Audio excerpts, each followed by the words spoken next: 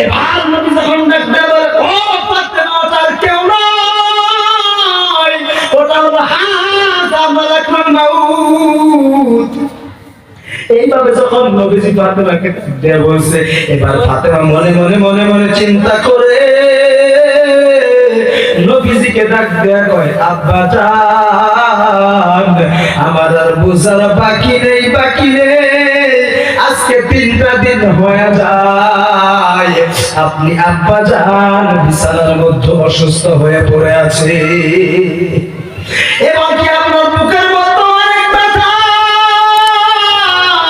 এই কথাগুলি ফাতেমা চিন্তা করে আর আব্বা জানকে ডাক দেয়া কয়, আব্বা জান, আমার আর বোঝার বাকি নেই, বাকি নেই, আমি দরওয়াজা খুলবো না, খুলবো না,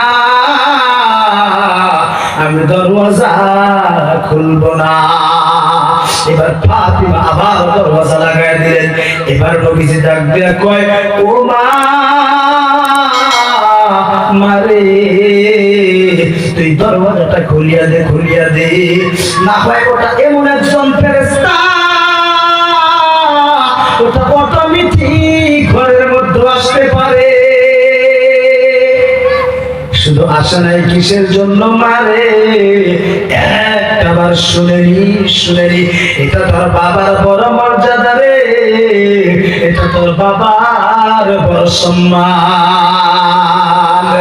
কারণ এই পৃথিবীর জামিন সৃষ্টি করার পর আমার আল্লাহ যতগুলি মানুষ দুনিয়ার জমিন থেকে এই আজরাইলের দ্বারাই উঠায় নিয়ে গিয়েছেন, একটা মানুষের কাছে হুকুম দেননি।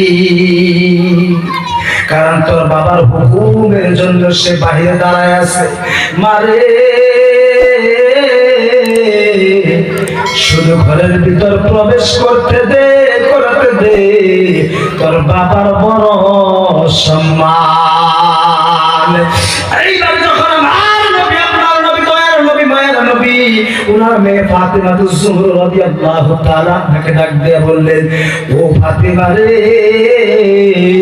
ওনাকে ঘরের ভিতর আসতে দে। এবার ফাতেমা ওনাকে ঘরের ভিতর প্রবেশ করতে দিল।